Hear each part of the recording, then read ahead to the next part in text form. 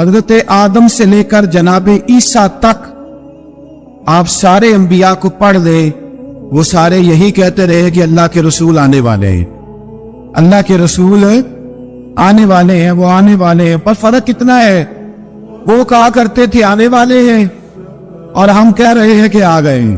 وہ مسلمان تو چھوٹا سمجھتا ہے، تو شاید ہلکا جانتا ہے، ہوش کر اور اپنے اندر کے مصطفیٰ کریم کے اس غلام کو بیدار کر۔ رب فرماتا ہے میں نے تمہارے اوپر بڑا ہی احسان کیا، میں نے بڑا ہی احسان کیا۔ یا اللہ کیا؟ اور میں اس بات سے فیہم رسول ہوں، میں نے تمہیں اپنا شانوں والا رسول عطا کیا ہے۔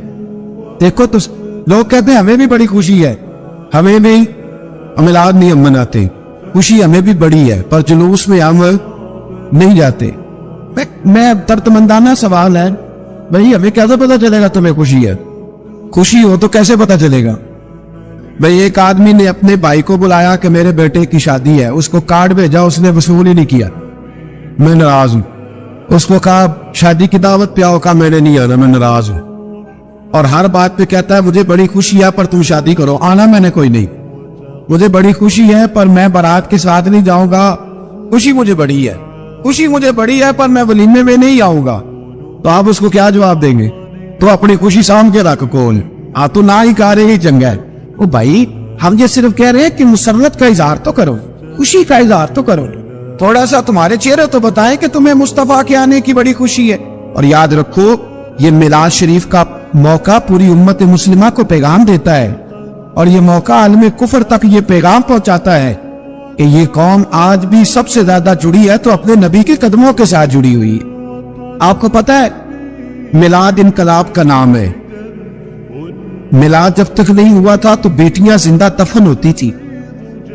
آپ علماء سے یہ سن تو لیتے ہیں پر ذرا اس معاشرے کی بے حسی تو دیکھو، بیٹی جان ہوتی ہے باپ، بیٹی رونق ہوتی ہے گھر کی۔ او بھائی بیٹی جو اتنے بخار والی ہوئی تو آپ پڑھیے نا، حضرت داعیہ کلبی کہتے ہیں میں موجود تھا جب وہ شخص آیا تھا، لوگ 12 ربیع الاول کے اس معاملے کو معمولی واقعہ سمجھنے لگے۔ نہ بھائی ہم تمہیں پیغام دے رہے ہیں، یہ معمولی واقعہ نہیں۔ حضرت داعیہ کلبی کہتے ہیں اس شخص نے آ کے عرض کی یا رسول اللہ صلی اللہ علیہ وسلم میں نے 100 بچی زندہ دفن کی ہے، زندہ دفن۔ اور کہتے ہیں میری اپنی بیٹی، میں سفر پہ تھا تجارت پہ تو میرے پیچھے سے میرے گھر میں بیٹی ہو گئی، میری بیوی نے اپنے میکے جا کے چھپا دی، میں واپس آیا تو اس نے کہا بچہ ہوا تھا فوت ہو گیا، میں نے دفن کر دیا۔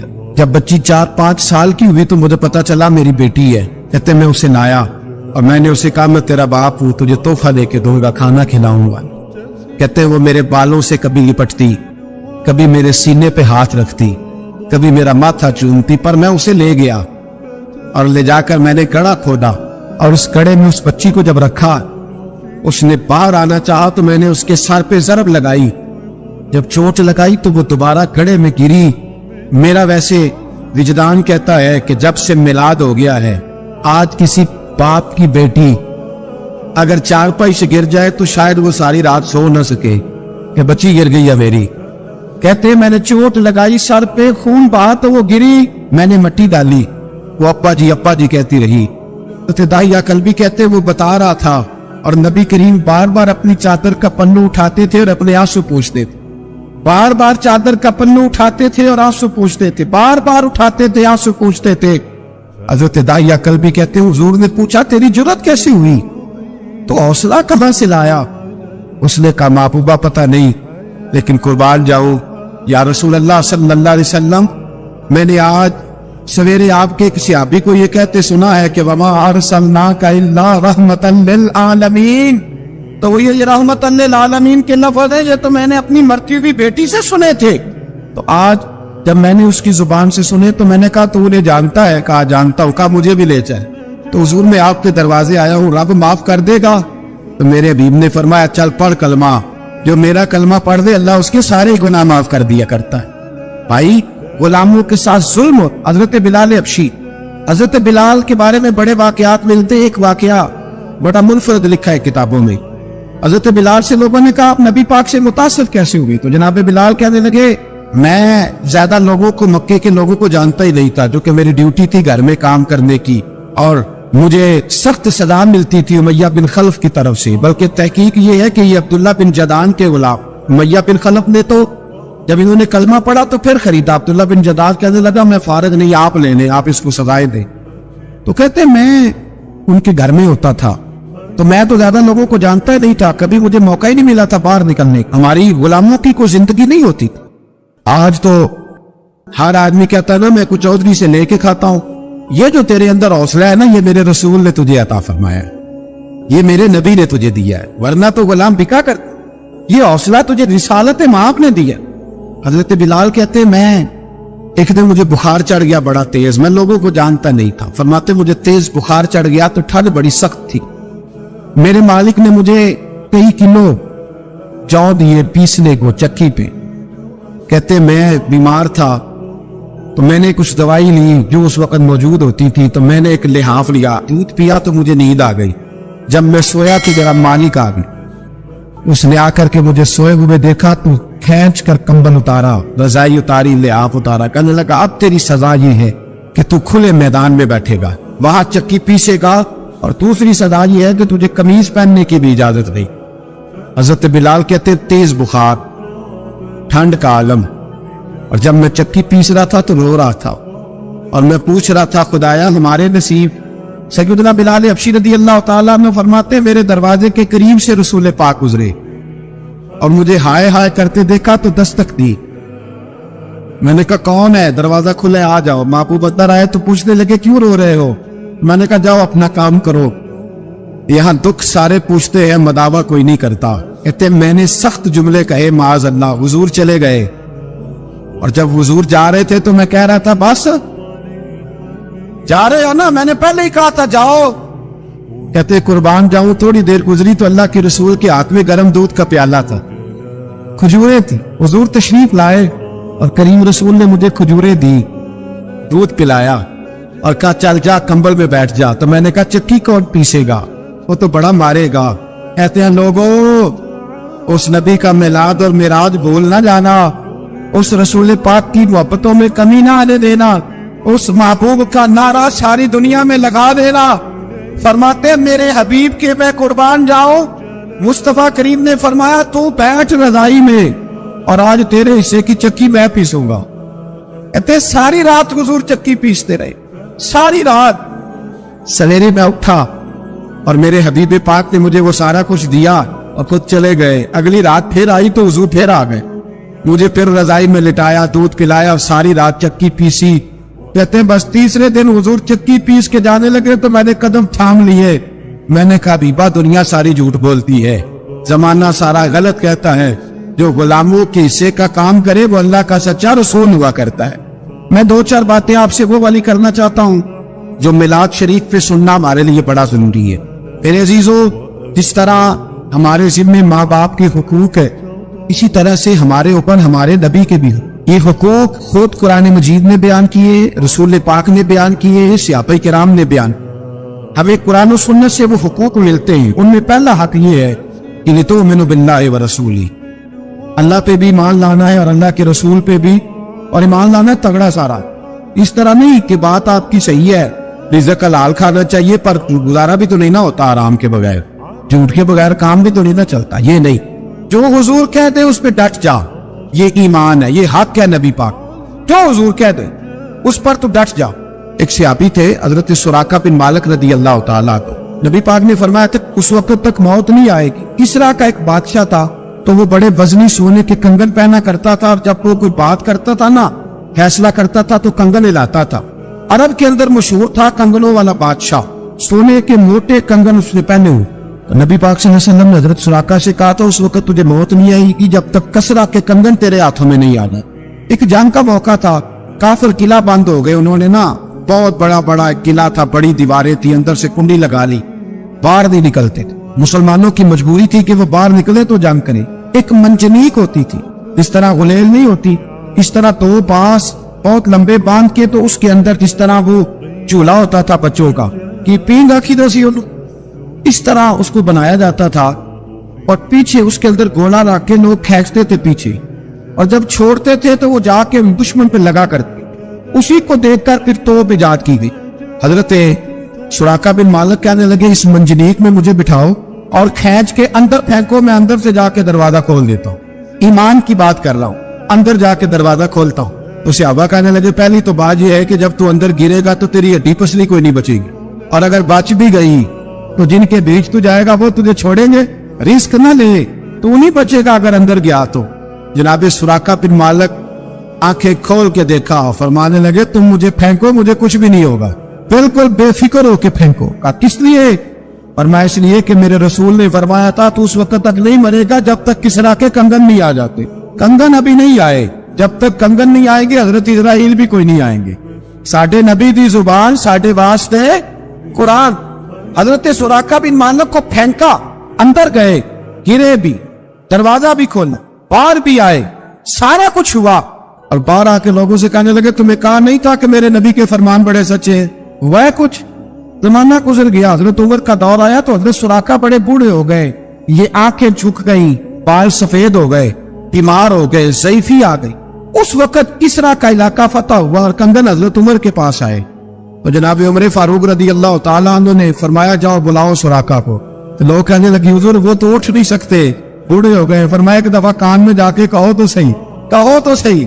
कहते कान में जाकर सुराका कंगन आ गया तो उस बूढ़े को अल्लाह ने जुलेखा की तरह जवानी अता उठे। और हजरत उमर के जमाने में जब मस्जिद नबवी भरी हुई थी, किसरा के कंगन हजरत सुराका ने पहने तो सहाबा फिर मेरे रसूल के नारे लगाने, कहने लगे देखो मेरे नबी ने जो फरमाया हक और सच फरमाया। ईमान की मजबूती ना, मुसलमान कमजोर बातें करता है, इस कमजोरी से बाहर आए। ये कहता है मैं मुसलमान हो जाऊंगा, नमाजी हो जाऊंगा तो दुकान कैसे चलेगी, दाढ़ी रखूंगा तो हालात कैसे बदलेंगे। बाहर आए, ईमान में मजबूती लाए। पहली बात हुजूर पे ईमान लाओ, दूसरी बात नबी पाक की ताजीम और तौकीर करो, ताजीम में मुस्तफा करो। किस तरह करो, किस हद तक करो, उसकी कैफियत क्या है, उसका तर्ज क्या है, कितनी ताजीम करनी है। तो वो भी उर्वा बिन मसूद सकफी ने 1400 सहाबा का इकट्ठा अमल बताया है। जब वो आए नबी पाक के पास हुदैबिया के मौके पर और वापस गए तो जाके कहने लगे मैं देख आया हूँ, मैंने सारी जमाना देखा है, पर जो अदब नबी पाक की उम्मती अपने नबी का करते हैं वो मैंने किसी का करते नहीं देखा। और वो अदब किस तरह का? उर्वा बिन मसूद कहने लगे अबू सुफियान यार मैंने अजीब मंजर देखा है कि नबी पाक ने नाक से रीछ निकाली है और उस्मान गनी जैसे मालदार आदमी ने अपने हाथ पे लेके चेहरे पे मारनी है। मैंने अजीब मंजर देखा है कि हुजूर ने पानी मुंह में डाला कुल्ली करने के लिए और बलगम मुबारक निकली है तो अब्दुल रहमान बिन औफ जैसा सरदार और सियाना बंदा उसको लेके चेहरों पे मार रहा है। और मैंने देखा है उमर फारूक जैसे लोग, उस्मान गनी, मौला अली जैसे दलेर लाइनों में खड़े हुए कि हुजूर के जिस्म से लगे हुए पानी का एक कतरा हमें मिल जाए और उस कतरे के साथ हम अपने वजूद को मस करें ताकि अल्लाह हमें भी तबर्रक अता फरमा दे। सहाबा ने ताज़ीम में रिसालत माप का वो मंजर बयान किया, वो कैफियत बयान की कि लोग आश्चर्य कर उठे अपने दिलों में हुजूर की ताज़ीम। और फिर है इताअत रसूल, जो हुजूर की फर्मा बरदारी नहीं करता। नबी पाक ने फरमाया जो मेरा होगा वो मेरे साथ जन्नत में जाए। हुजूर आपका कौन है? फरमाया जो मेरी माने वो मेरा है। हम किसके गुलाम है? भाई गुलाम की अपनी मर्जी नहीं होती, उसकी अपनी मर्जी नहीं होती, उसकी अपनी चाहत नहीं होती, मर्जी वो जो उसके आका। अगर नबी पाक के गुलाम है तो रंग रूप नबी पाक जैसा होना चाहिए, उठना बैठना रसूल पाक जैसा होना। और किस तरह का होना चाहिए? लो सुनो एक हदीस, ये बुखारी है और दीगर कुतब में भी मौजूद है। जब हजरत अबू बकर सिद्दीक नबी पाक को लेके आए ना यहाँ मदीना तैयबा, तो मदीने के सारे लोगों ने नबी पाक की जियारत नहीं की थी, कुछ ने देखा था कुछ ने नहीं देखा। जब यहाँ लेके आए जनाब सिद्दीक अकबर तो कहते एक दरख्त के नीचे दोनों बैठ गए। अब हाल ये था कि जिस तरह के कपड़े हुजूर के थे जनाब सिद्दीक अकबर के भी उसी तरह के थे, जिस तरह का लिबास हुजूर ने इस्तेमाल किया उसी तरह, और जिस तरह का इमामा जनाबे महबूब ने बांधा वैसा ही जनाबे सिद्दीक अकबर ने। और सहाबा कहते हैं अगर इमामे का एक पेज कहीं से हुजूर का ढीला था ना तो जनाबे सिद्दीक अकबर का भी ढीला था। इस तरह हर चीज रंगी हुई थी हुजूर के रंग में, कच्चा रंग ललारी वाला ये जड़ा चढ़दा लेंदा रहिंदा, इश्क तेरे दा रंग मुहम्मद चढ़ जाए फेर नहीं लैदा। कहते वो सारी कैफियत वही थी। अब मदीने के जिन लोगों ने देखा नहीं था ना, कुछ लोग तो नबी पाक से सलाम लेते हाथ चूमते बैठ जाते और कुछ हुजूर के पास ही ना आते, जनाब सिद्दीक अकबर के हाथ चूमते बैठ जाते। हजरत सिद्दीक अकबर समझ गए कि लोगों को धोखा हो रहा है। उन्होंने पता क्या किया, एक चादर ली, मौसम था गर्मी का और धूप निकली हुई थी, अगरचे साए में बैठे थे, फिर भी हजरत सिद्दीक अकबर ने नबी पाक के ऊपर साया कर, ताकि लोगों को पता चल जाए जो साया करने वाला है वो गुलाम है, और जिस पर साया किया जा रहा है वो आका है, वो आका है। साया कर दिया जनाब। अब लोगों को पता चला। हमारे उलमा कहते हैं किस कदर ज्यादा जनाब सिद्दीक अकबर ने अपने आप को हुजूर के रंग में रंगा था कि कोई पहचान नहीं सकता। यहाँ तो भाई यूरोप के ममालिक में मुसलमान हुक्मरान खड़े होते तो पता ही नहीं चलता मुसलमान कौन सा है, ईसाई कौन सा है। जिस तरह की पैंटें उनकी है उसी तरह की इनकी है, जिस तरह के चेहरे उनके उसी तरह की इनकी। मुसलमान की इनफिरादियत है, उसका रंग रूप बताता है कि ये रसूल पाक का मानने वाला। अब यहाँ एक बात और मैं कर जाऊं, लतीफ बात है। यहाँ बुजुर्ग फरमाते वो चंद मिनटों के लिए साया किया था जनाब सिद्दीक अकबर ने नबी पाक के ऊपर, चंद मिनटों के लिए। तो हुजूर ने उसका सिला ये दिया है कि कयामत तक हजरत सिद्दीक अकबर की कब्र पे अपने गुंबद का साया कर दिया है, कयामत तक के लिए साया। तो उम्मत की सबसे बड़ी ड्यूटी लगाई है नबी पाक। वो ड्यूटी ये है कि उम्मत नबी पाक का दीन आगे पहुंचाए। ये ड्यूटी है उम्मत की। ये पैगाम आज आपने जरूर याद रखा। उम्मत की ड्यूटी है कि नबी पाक का दीन लेके जाए। मदीने में मरने की बड़ी फजीलत है ना, लेकिन हजरत बिलाल की कब्र कहाँ है? मुल्क शाम में। अगर वो फजीलत देखते रहते ना कि मदीने में दफन होगा तो सीधा जन्नत में जाऊंगा, काम नहीं कर सकते। अगर वो फजीलत देखते रहते, मदीने में मरने की बड़ी फजीलत है, पर हजरत साद बिन अबी वकास की कब्र चाइना में। मदीना के अंदर विशाल की बड़ी फजीलत है, पर हजरत अबू अय्यूब अंसारी की कब्र तुर्की में। भाई सहाबा फैल गए, गली गली नगर नगर गए, उन्होंने जगह जगह जाके नबी पाक का दीन फैलाया। तू 10,000 मस्जिद देख के फारिग हो जाता है? यहाँ लोग बड़ी जुबानें खोल खोल के कहते हैं उलमा कुछ नहीं करते, मौलवी सो गए। और खुदा के बंदो 10-10 हजार रुपया लेके ये लोग 5 वक्त मस्जिदों में अजानें पढ़ते। और कभी लोगों के दुखों को जाके देखो तो पता चले क्या अशर है, क्या प्रोटोकॉल है मौलवी का मुआशरे, क्या एहतराम रह गया है, कौन सा दर्जा है। इसका दिल करता है वो 2-4 बातें करके गुजर जाता है, लेकिन उलमा की जिंदगियां कभी पढ़ के देखो। अगर दीन के चमन में बहार है तो इन उलमा की वजह से ही है। वो जो मोटे दरबारों के सजादा नशीन पीर है वो तो निकलते ही नहीं, वो तो किसी न किसी सियासी जमात के मेंबर है। वो कब निकलेंगे? जितने डंडे खाते हैं ये मौलवी खाते हैं। और यार अभी तक इस उम्मत ने दुआए कुनूत याद नहीं की। रसूलुल्लाह के नाम लेने वालों को अभी तक हुजूर के 10 अशरा मुबशरा सहाबा के नाम याद नहीं। और यारो इतना बड़ा जुल्म के नबी पाक की अज़वाज के नाम याद नहीं। इतनी बड़ी ज्यादती के लोगों को दीन के मोटे मोटे मसलों का नहीं पता। मेरे साथ दाएं बाएं जो लोग रहते हैं मैं उन्हें भी दीन ना सिखा सकूं? तेरी मेरी ड्यूटी है। हक ने कर दी है दोरी दोरी खिदमतें तेरे सुपुर्द, खुद तड़पना भी है औरों को तड़पाना भी है। मैदान में निकलना है करिया करिया, कूचा कूचा, नगर नगर। रसूलुल्लाह सल्लल्लाहु अलैहि वसल्लम के गुलामों, काम अभी खत्म नहीं हुआ। इकबाल कहा करते थे नूर तौहीद का इत्माम अभी बाकी है, अभी दूर दूर तौहीद का नूर फैलाना है। 4.5 अरब काफिर को मुसलमान करना है। जो मुसलमान दीन से दूर है उन्हें करीब लाना है। हमारे जवानों को गलत गाइड किया जा रहा है। इन्हें बताया जा रहा है बुत पूजने वाला भी किसी न किसी रंग में अल्लाह कोई पूछता है। हुक्मरान कहते हैं चर्च भी चले जाओ तो कोई हर्ज नहीं, होली दिवाली में भी चले जाओ तो कोई हर्ज नहीं। और जालिमों, तुम्हें शर्म नहीं आई? तुम्हें खबर ना हुई कि जिन बुत पूजने वालों की होली में तुम गए हो, इन बुतों के खिलाफ ही तो सारी जिंदगी मेरे नबी ने जिहाद किया है। इन बुतों के साथ ही, इन बुतों के मानने वालों के खिलाफ ही तो हुजूर निकले। तुम उनके पास चले गए जिनके खिलाफ हुजूर जिहाद करते रहे। हमें निकलना है, हमें 1 2 3 4 करके। आप यकीन करें, मैं तो कहा करता हूं कोई आदमी अपनी दुकानदारी चमकाने के लिए भी इस दौर में दीन का काम करता है तो उसकी भी मेहरबानी। और चलो नाम तो ले रहा है, कुछ कर तो रहा है। हालात इतने गंभीर हो गए हैं कि आप सोच नहीं सकते। हमारे जवानों को धैर्य बनाया जा रहा है। ऐसी ऐसी चीजें सोशल मीडिया के जरिए हमारे घरों के अंदर आ गई है कि हर चीज बिखरी हुई है। मैं मुस्बत बात करने का आदी हूं। मैं ये दरस देता हूं आज के दिन उम्मत मुस्लिमा को। इतना बड़ा पिंडाल और सारा भरा हुआ, हजारों लोग यहाँ आए हैं। अभी एक साथी मुझे कह रहे थे आज तो वाकई आपने ईद बना दी है, ऐसे तो ईद पड़न जाहिद है। आज तो आपने, तो मैंने कहा मैं हम कौन होते हैं ईद बनाने वाले? ये तो ईद महबूब को पैदा करने वाले ने बनाए। ये तो वाकई ईद का समा लग रहा है। अजीज भाई याद रखो, आज के दिन मुसलमान को अहद वफा करना है। एक मकरान शाह बादशाह गुजरा है ईरान का। कुछ नरम दिल था।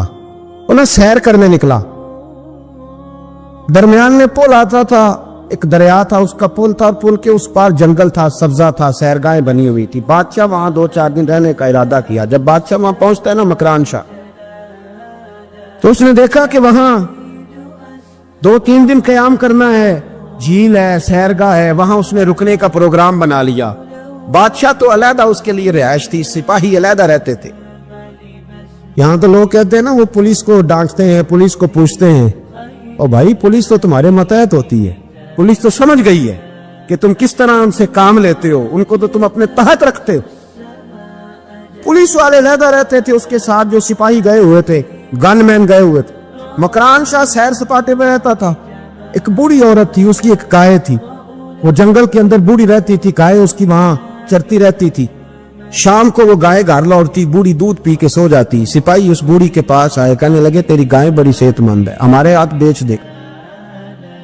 बूढ़ी ने कहा मेरे बुढ़ापे का सहारा है, उसका दूध पी के मैं जिंदा हूं, बेचूंगी नहीं। वही वाला काम जो हमारे मुल्क में होता है कि कीमत के साथ जमीन देनी है कि मुफ्त देनी है। जब बड़े आदमी को पसंद आ जाती है तो कहते हैं मोल देनी है कि मुफ्त देनी है। देनी पड़ती है, गरीब है, क्या करें, मजबूर है, मजलूम है। कहा बूढ़ी औरत से सिपाहियों ने बेच दे, कहा नहीं, कहने लगे नहीं बेचेगी तो हम ले लेंगे। उस औरत की गाय जबरदस्ती सिपाही ज़िबा करके खा गए। बूढ़ी ने बादशाह तक पहुंचना चाहा, लेकिन उसको पहुंचने न दिया गया, मना कर दिया गया। उसकी रसाई ना हो सकी, गरीब औरत थी। जिस दिन मकरान शाह वापस आ रहे थे ना, सैर करके पुल से गुजर रहे थे, तो किसी ने बूढ़ी से कहा कि बादशाह गुजरेगा। वो छुप के पुल पे बैठ गई, और मकरान शाह जब पुल से गुजरने लगे तो बूढ़ी आगे आई और उसके घोड़े की लगाम पकड़ी। ऐसा जुमला कहा कि मकरान शाह चकरा के जमीन पे गिरा, और बूढ़ी कहने लगी मकरान शाह, तेरे सिपाही मेरी गाय ज़िबा करके खा गए हैं, तू बता उसका हिसाब इस पुल पे खड़े होकर देना कि पुल सिरात पे देना है। बता, यहां खड़े होके देगा कि वहां खड़े होके देगा, बोल बताओ, यहां देना है कि वहां देना है। देना तो पड़ेगा, यहां दोगे तो हो सकता है कयामत में पच जाओ, और अगर यहां नहीं दोगे तो वहां लटका दिए जाओगे, रुसवा किए जाओगे, पूछा जाएगा। मकरान शाह चकरा के गिरा जमीन पे, और गिर के कहने लगा बीबी मैं वहां हिसाब नहीं दे सकता, दो देना यही ले ले, जो लेना यही ले ले, आ जाओ आ जाओ, वक्त है, गुंजाइश है, मोहलत के दिनों में तौबा कर लो, पलट आओ, अल्लाह के हुजूर हाजिर हो जाओ। हजरत उबई बिन काब रदी अल्लाह तआला अन्हु ने अमीरुल मोमिनीन सैयदना फारूक आजम पे मुकदमा कर दिया। अदालत थी, जज थे हजरत ज़ैद बिन साबित। हजरत उमर पहुंचे, हजरत ज़ैद बिन साबित उठ के खड़े हुए, जगह खाली, का अमीरुल मोमिनीन बैठ जाइए।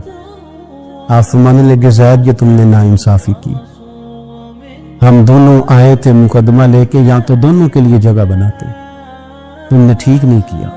फिर बात जरा आगे बढ़ी, हजरत उबई बिन काब ने मुतालबा किया कि हजरत उमर फलां बात पे कसम उठाएं, तो हजरत ज़ैद बिन साबित जाज थे, कहने लगे आप अमीरुल मोमिनीन से ये मुतालबा कर रहे हैं, आप इस मुकदमे का फैसला कर लें, इसके बाद मैं आपको फारिग कर दूंगा। आप मुझे अमीरुल मोमिनीन कह रहे हैं, और अमीरुल मोमिनीन कह के आप यकतरफा हो रहे हैं, और जो आदमी इंसाफ लेने आपके दरवाजे पे आया हुआ है, इस मुल्क का मसला क्या है? इस मुल्क का मसला गरीबी नहीं, मेरे वतन का मसला ही है कि अमीर गरीब के लिए कानून अलग अलग है। यहां 11-11 साल 12-12 साल एक शख्स जेल में रह के आता है, लेकिन बाद में पता चलता है वो तो बेगुनाह था। उसके 11 साल कौन वापस करेगा? उसके 20 साल जिंदगी के जो सुलाखों के पीछे कट गए कौन वापस करेगा? और अमीर आदमी वो तो कबल गिरफ्तारी जमानत करा लेता है। उनके पास तो बड़े बड़े इशू हैं, बड़े बड़े वकील हैं, बड़े बड़े डॉक्टरों की उनके पास रिपोर्टें हैं, वो तो सारा कुछ कर सकते हैं, कोई है ही नहीं उनको रोकने वाला। मेरे अजीजों, आप समझे मेरी बात को। हजरत उमर फारूक फरमाने लगे ये फैसला कर ले, इसलिए कि हजरत उमर अगर सिर्फ अपना सोचते तो नजरिया नहीं बचता था। जनाब उमर रदी अल्लाह तआला अन्हु ने ना सिर्फ अपना नहीं सोचा, उन्होंने कहा कि सच को फरोग दिया जाए, जात से निकला जाए। आप फरमाने लगे तू ना उमर को किसी ऊंची उड़ान में मुब्तला न कर, उमर को पता है उमर क्या है, اسے وہ دور یاد ہے جب وہ اونٹ چلایا کرتا. لہذا میرے لیے وہی فیصلہ کر جو فیصلہ کرنے کا طریقہ قرآن و سنت نے ہمیں عطا فرمایا ہے. آپ نکلیں ذرا ذات پات کے چنگل سے. یہ جو بت پال لیے نا، اقبال کہتے ہیں گرچہ بت ہے جماعت کی آستینوں میں، جماعتوں کے بت تو نہ بناؤ، تنظیموں کو بت تو نہ بناؤ، آپ برادری کو بت تو نہ بناؤ، آپ رنگ نسل کو بت تو نہ بناؤ. اگرچہ بت ہے جماعت کی آستینوں میں، پر مجھے ہے حکم اعزاں لا الہ الا، یہ ٹوٹ جائیں گے لا الہ الا اللہ کی ضرب سے. وسیع الظرف، وسیع المزاج بنے، وسیع المشرب بنے. آپ کبھی بھی سوچوں کو اتنا محدود نہ کریں کہ آپ کسی ایک ابہام کا شکار ہو کے ہی ساری زندگی گزار دیں. کیا مسئلہ تھا عرب کے لوگوں کو؟ مسئلہ کیا تھا؟ صرف اتنا. ایک عجیب روایت ہمیں ملتی ہے سیرت کی کتابوں میں. میرے نبی پاک صلی اللہ تعالی علیہ وسلم نا رات کے وقت پہاڑ کی چوٹی پہ بیٹھ کے قرآن پاک کی تلاوت کرتے تھے. حضور نا رات کے وقت قرآن پاک کی تلاوت کر رہے تھے، نبی کریم تلاوت کر رہے تھے. اور جب یاسین والے نبی خود یاسین پڑھے، والضحیٰ والے محبوب جب خود والضحیٰ کی تلاوت کریں، مدثر والے محبوب جب خود مدثر پڑھے، تو انداز ہی نرالو. حضور قرآن پاک کی تلاوت کر رہے تھے تو اس تلاوت کی نا آواز گونجی. کہاں تک پہنچی؟ ابو جہل بھی کسی جھاڑی میں چھپ کے حضور کا قرآن سننے لگا. سریلی اتنی تھی، اس میں لطف ہی اتنا تھا. ابو سفیان بھی آ گئے، کسی جھاڑی میں چھپ کے قرآن سننے لگے. اخنس بن شریک بھی آ گیا. تھوڑا نہیں سنا، ساری رات ہی حضور کی تلاوت سنتے رہے، ساری رات تلاوت سنتے.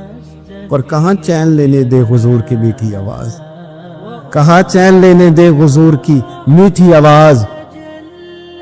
تینوں پھر اٹھ گئے. کئی دن آتے رہے. ایک دن طے ہوا کہ آج کے بعد بالکل نہیں آنا، جو آئے گا سزا ملے گی. ہو گئی بات طے. اخنس بن شریک کہتے ہیں میں سویرے ابو جہل کے گھر گیا. میں نے کہا سن، ایک دن نہیں کئی راتیں تو نے بھی سنا، میں نے بھی سنا. دل پہ ہاتھ رکھ کے بتا وہ جو پڑھتے ہیں وہ حق سچ ہے کہ نہیں؟ کری بات کر.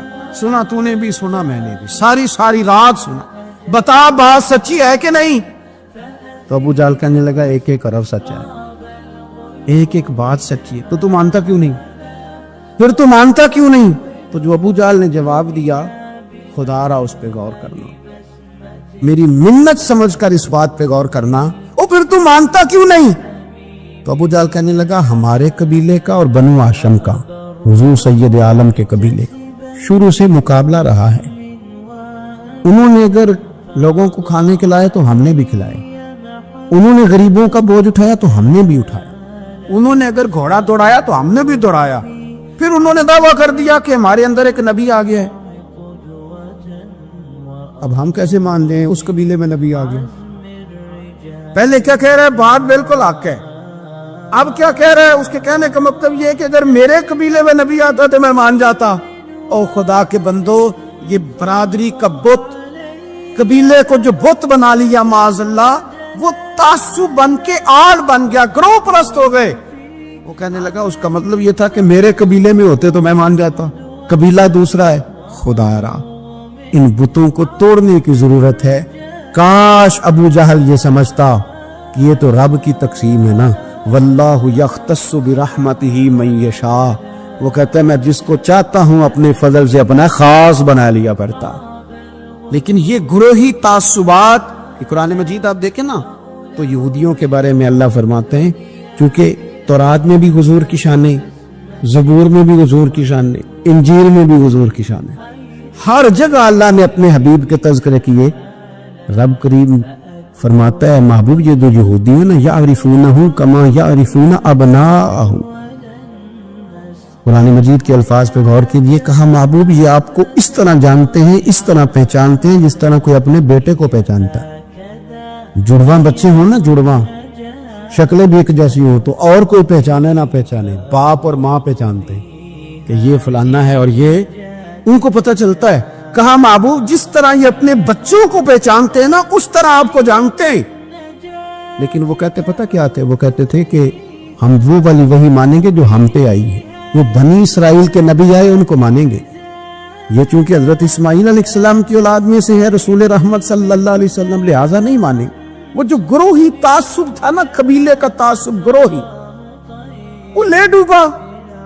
وہ تورات پڑھ کے بھی، انجیل پڑھ کے بھی، بلکہ وہ لوگوں کو کہا کرتے تھے رسول آنے والے ہیں، رسول آنے والے ہیں، رسول آنے والے ہیں، لیکن حضور آ گئے حضرت ابراہیم کی اولاد میں سے، حضرت اسماعیل کی اولاد میں سے۔ انہوں نے کہا جی وہ تو ہمارے قبیلے میں ہوتے تو ہم مانتے۔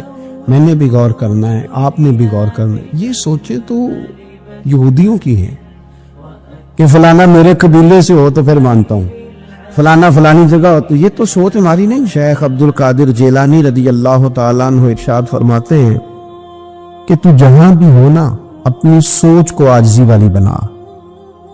آپ فرماتے ہیں اگر تیری عمر زیادہ ہے اور تیرے سامنے ایک شخص کھڑا ہے جس کی عمر تھوڑی ہے، تو اپنے ذہن میں یہ بات بٹھا کہ اس کی عمر تھوڑی ہے تو غلطیاں بھی تھوڑی ہیں۔ اور اگر تیرے سامنے کوئی شخص کھڑا ہے، تیری عمر تھوڑی ہے، اس کی زیادہ ہے، تو پھر یہ ذہن بنا لے کہ اگر اس کی عمر زیادہ ہے تو اس کی نمازیں بھی تو زیادہ ہیں نا، تلاوتیں بھی تو زیادہ ہیں نا، خیرات بھی تو زیادہ ہے نا، عمر تو زیادہ ہے۔ اور اگر تو ان پڑھ ہے اور تیرے سامنے عالم کھڑا ہے تو اس ترتیب سے عاجزی پیدا کر لے کہ وہ چونکہ عالم ہے تو میں تو بہت سارے کام اپنی جہالت کی وجہ سے غلط کر لیتا ہوں، لیکن وہ عالم ہے تو اپنے علم کی بنیاد پر یقیناً وہ مجھ سے زیادہ خیر کٹھی کر رہا ہے۔ اور اگر تو عالم ہے اور تیرے سامنے جاہل کھڑا ہے تو پھر بھی تو اپنی طبیعت میں عاجزی لا، اور تو یہ ذہن بنا کہ وہ اگر کوئی غلطی کرے گا بھی تو اپنی جہالت کی وجہ سے کرے گا، تو مجھے تو پتہ ہے سارا، ایسا نہ ہو کہ میرا گناہ ڈبل لکھ دیا جائے۔ اب جہاں ہیں، جس ترتیب سے ہیں، اس ترتیب سے ہی اپنی طبیعت کے اندر عاجزی لائیں۔ نبی پاک صلی اللہ تعالی علیہ وسلم نے فرمایا، حضرت عبداللہ ابن مسعود رضی اللہ تعالیٰ عنہ حدیث کے راوی ہیں، حضور نے فرمایا جس کے دل میں رائی کے دانے کے برابر بھی تکبر ہوا وہ شخص جنت میں نہیں جائے گا۔ تو عرض کی یا رسول اللہ صلی اللہ علیہ وسلم، ایک آدمی اچھا لباس پہنتا ہے، اچھا بن کے رہنا چاہتا ہے، صاف ستھرا بن کے رہنا چاہتا ہے، کیا یہ بھی تکبر ہے؟ سرکار نے فرمایا نہیں، اللہ تو خوبصورت ہے، خوبصورتی کو تو پسند فرماتا ہے۔ تو یا رسول اللہ صلی اللہ علیہ وسلم پھر تقسیم کس طرح کریں؟ تکبر کے مفہوم کو کیسے سمجھیں؟ تو دو باتیں نبی پاک علیہ السلام نے ارشاد فرمائی، سارے عنوان کو ان دو باتوں میں سمجھا جا سکتا ہے۔ محبوب فرمانے لگے تکبر تو یہ ہے کہ بندہ حق قبول نہ کرے اور دوسرے بندوں کو اپنوں سے حقیر سمجھے۔ اگر تیرا کوئی بھی کمال قبول حق میں رکاوٹ بن گیا تب تو متکبر ہے، اور اگر کسی بھی مقام پر جا کر تو کسی کو حقیر سمجھنے لگ گیا پھر تو متکبر ہے۔ ورنہ اچھا لباس پہننے سے بندہ متکبر نہیں ہوتا، اچھی گاڑی میں بیٹھنے سے بندہ متکبر نہیں ہوتا، اچھے گھر میں رہنے سے بندہ متکبر، بلکہ حضرت باجید بستامی رحمت اللہ علیہ تو یہاں تک فرماتے ہیں کہ میں نے بہت بڑے بڑے مکانوں میں درویش بستے دیکھے اور میں نے بڑے بڑے جبوں کے اندر تکبر کو ملاحظہ کیا، غرور دیکھا میں نے وہاں۔ عزیز دوستو، اپنے ذہنی سطح اس طرح کی بنائی جائے کہ مزاجوں میں ٹھہراؤ رہے، طبیعتوں میں۔ ہمیں نا دو تین چیزیں بڑا پریشان کرتی ہیں۔ بعض لوگ ایسے ہیں جو کسی بڑی برادری میں جس کو وہ بڑا سمجھتے ہیں، باقی تو اللہ کو پتہ ہے نا بڑا کون ہے۔ کسی بڑے قبیلے میں جس کو دنیا میں بڑا گردانا جاتا ہے، اس میں اگر وہ پیدا، امام اعظم ابو حنیفہ رحمت اللہ علیہ گزر رہے تھے تو بارش ہو گئی تھی اور کوفہ میں کیچڑ تھا، تو آپ نے جو جوتے پہنے ہوئے تھے ان جوتوں سے چلتے ہوئے نا آپ کے پاؤں سے کچھ مٹی اڑی، تو سامنے ایک یہودی تھا، اب اس زمانے میں دیواریں کچی ہوتی تھی، اس کے دیوار پر جا کے وہ مٹی جو تھی وہ لگ گئی۔ اب امام صاحب بڑے پریشان ہوئے کہ میں نے اس کی دیوار کو آلودہ کر دیا۔ یہاں تو لوگ اپنی اینٹیں رکھتے رکھتے کئیوں کی دیواریں توڑ ہی دیتے ہیں، اور پھر وہ اس پر ماننے کو بھی تیار نہیں ہوتے، تسلیم کرنے کو بھی تیار نہیں ہوتے۔ وہ کہتے پھر کیا ہو گیا، اب ہمارا یہاں گھر ہے تو ہم نے ٹرالی منگوانی نہیں تھی، ہمارا حق بنتا تھا۔ امام صاحب کے پیروں سے ذرا کیچڑ اڑا، یہودی کی دیوار پہ لگا، اس کی کچی دیوار تھی۔ امام صاحب پریشان ہو گئے، سوچنے لگے کہ اگر میں دیوار سے یہ کیچڑ اتارتا نہیں تو یہ بھی زیادتی ہے، میں نے اس کی دیوار کو گدلا کر دیا۔ اور اگر میں اتارتا ہوں تو کچھ مٹی اس کی دیوار کی بھی اتر جائے گی، کچی دیوار ہے، یہ بھی زیادتی ہے۔ مومن گناہ کو پہاڑ کی طرح سمجھتا ہے کہ کہیں گر نہ جائے، اس کی بھی کہیں سزا نہ مل جائے۔ امام صاحب نے اس کے دروازے پہ دستک دی، وہ باہر آیا تو اتفاق سے وہ آپ کا مقروض بھی تھا، اس نے پیسے دینے تھے۔ باہر نکلتے ہی کہنے لگا اوہ آپ تو قرض لینے آ گئے، میرے پاس تو ابھی گنجائش نہیں ادا کرنے کی۔ تو امام صاحب کہنے لگے تو قرض چھوڑ، وہ میں نے معاف کیا، میرے سے غلطی ہو گئی ہے۔ میں آ رہا تھا، لکڑی کے جوتے اس زمانے میں کھڑاؤں لوگوں نے پہنے ہوتے تھے، کہا وہ میرے پیروں سے ذرا کیچڑ اڑا ہے، تیری دیوار پہ لگ گیا ہے۔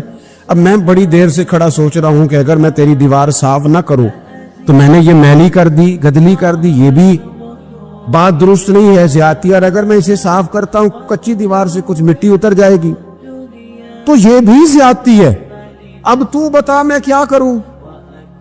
تو بے موسمہ پھل تھا نا یہ، تو بے موسمہ پھل دیکھ کے بندہ حیران ہو جاتا ہے، جو باتیں روٹین میں نہ ہو رہی ہوں وہ ذرا انوکھی لگتی ہے، بندہ حیران ہو گیا، غور سے امام صاحب کا چہرہ دیکھنے لگا، غور سے چہرہ دیکھنے لگا۔ ابھی تھوڑی دیر سوچنے کے بعد کہنے لگا حضور پہلے میں نے دین اسلام کے بارے میں پڑھا اور سنا تھا، آج میں نے دین دیکھا ہے۔ پہلے میں نے سنا تھا کہ دین اسلام اس طرح کا ہے، آج میں نے دین۔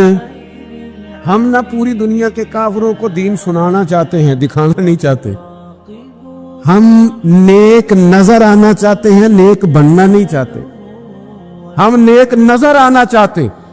نتیجہ کیا نکلتا ہے کہ کچھ عرصے کے بعد پتہ چل جاتا ہے بندہ کس لیول کا نیک ہے، کیا معیار ہے اس کی نیکیوں کا۔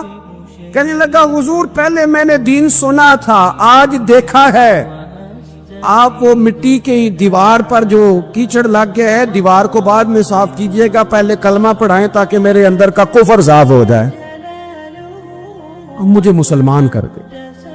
جب بندہ بہت زیادہ غافل ہو جاتا ہے پھر اعلانیہ گناہ کرنے لگتا ہے،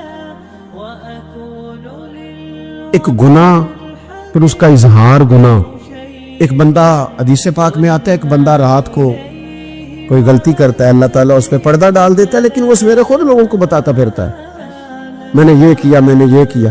جب آپ اظہار گناہ کرتے ہیں نا تو سامنے والا بھی دلیر ہوتا ہے، کہتا ہے اس نے کیا میں کر لوں گا تو پھر کیا ہوا۔ ہمارے علماء نے لکھا ہے کسی کی نماز قضا ہو جائے تو کسی کو بتائے نہ، قضا پڑھ ڈالے، اس کا جگہ جگہ ذکر نہ کرے۔ جب آپ کہیں گے نا میری قضا ہو گئی تو آپ کے ساتھ رہنے والا بچہ دوست سمجھے گا یار اس کی قضا ہو گئی ہے تو میری بھی ہو جائے گی تو کیا ہو۔ گناہ کرنا بھی گناہ ہے اور گناہ کا اظہار بھی گناہ ہے۔ نبی اکرم صلی اللہ تعالی علیہ وآلہ وسلم نے ارشاد فرمایا میری ساری امت کو معافی مل جائے گی سوائے ان لوگوں کے جو اعلانیہ گناہ کرتے ہیں۔ یہ بخاری مسلم دونوں میں حدیث موجود ہے۔ جو اعلانیہ گناہ، جنہوں نے خود ساری دنیا کو گواہ بنا لیا، میں نے یہ بھی جرم کیا، یہ بھی کیا، یہ بھی کیا، یہ بھی کیا، خود انہوں نے لوگوں کے، بہت بڑے غافل آدمی کی علامت ہے کہ گناہ کرے اور پھر اوپر سے اعلانیہ گناہ کرے، اتنا بڑا جرم کرے۔ پھر اگر ہم دیکھنا چاہیں کہ ہم غافل تو نہیں، تو غافل بندے کی چوتھی علامت یہ ہوتی ہے کہ وہ فضول کاموں میں وقت بڑا ضائع کرتا ہے۔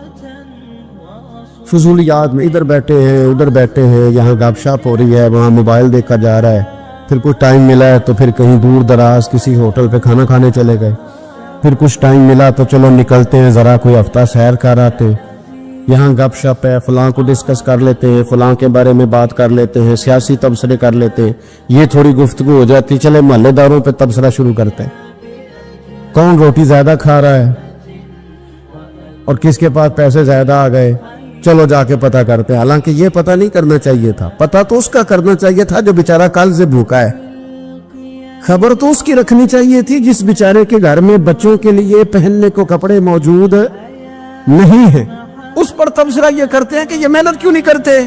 اور اگر کسی پر اللہ عطا کر دے پھر حساب ضرور لگاتے ہیں کہ ذرا معلومات کرو یہ اتنی جلدی آگے کیسے نکل گئے۔ غافل بندے کی علامت ہے وقت کا ضائع کرنا اور فضول کاموں میں ضائع کرنا اور بلا وجہ ضائع، اور ایسے سوالات کرنا جن کی ضرورت ہی کوئی نہیں، بالکل ضرورت ہی نہیں، کوئی مطلب ہی نہیں، لیکن ہم لوگ وقت ضائع، یہ غفلت کی علامت، غفلت۔ اللہ والوں کی علامت کیا تھی؟ ایک بات انہوں نے زندگی میں لے لی، سیکھ لی، پھر ساری زندگی اسی پہ گزار دی۔ ان کا ارادہ تھا نا کشکول سیدھا کیا۔ کچھ لوگ ساری زندگی لیکچر قبول لے لے کے سن کے پھر بھی سمجھنے کو تیار، یہ غافل دل کی علامت ہے۔ اس لیے نبی پاک صلی اللہ تعالی علیہ وسلم نے فرمایا دو نعمتیں ایسی ہیں جن میں اکثر لوگ غفلت میں ہیں، ایک صحت اور دوسری فراغت۔ لوگ بلا وجہ وقت ضائع کرتے ہیں۔ اللہ نے صحت دی ہے، کسی خیر کے کام میں لگائیں۔ اگر آپ کے پاس فارغ وقت ہے تو قرآن پاک کو یاد کریں، ترجمہ اور تفسیر سے پڑھیں، محبوب پاک علیہ السلام کی احادیث کو یاد کریں، اللہ والوں کی باتیں سنیں۔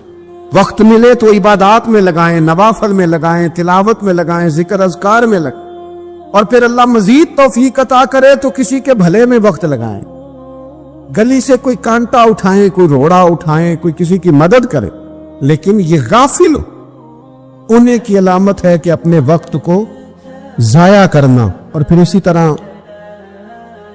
غفلت کی پانچویں علامت یہ ہے کہ اگر بندے کو دنیا سے پورا پیار ہو جائے، یعنی شب قدر میں بھی آگے کہتا ہے یا اللہ کبھی پیسے دے دے، میں شب برات والے دن بھی کہتا ہے کہ مالک اگر کبھی کوئی ایسا سبب لگ جائے نا، یعنی بیت اللہ شریف کے سامنے کھڑے ہو کے بھی اگر اس نے مال ہی مانگنا ہے، وہاں بھی اس نے یہی سوال کرنا ہے، حب پہ دنیا اتنی غالب آ جائے، تو یہ غافل ہونے کی علامت۔ دنیا ضرورت ہے، مقصد نہیں ہے، دنیا کی حاجت ہے، مقصد نہیں ہے، یہ مقصود نہیں۔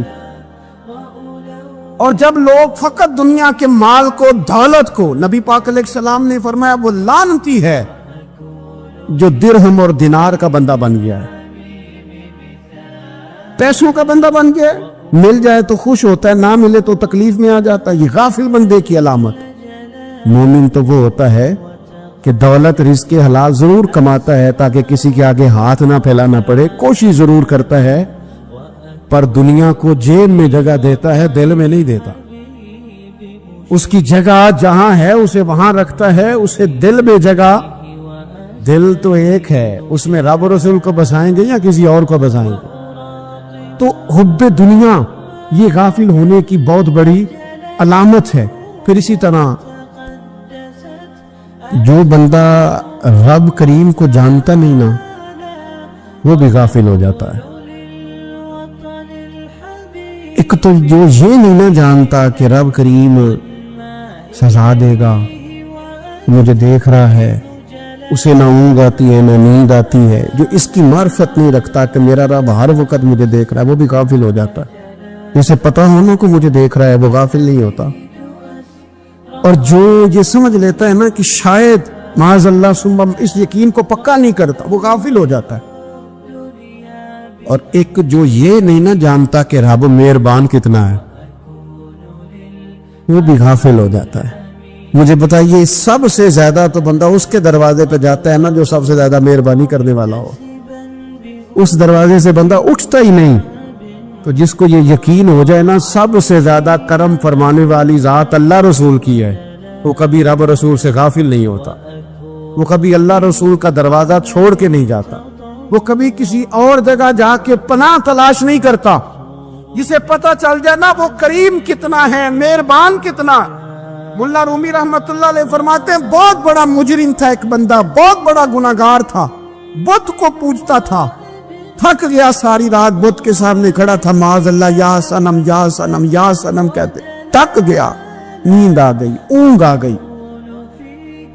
جب پوری طرح نیند آ گئی اور دماغ پہ نیند قبضہ کرنے لگی تو اس کے منہ سے نکل گیا، صنم صنم کہہ رہا تھا نا، نکل گیا یا صمد، او بے نیاز مالک۔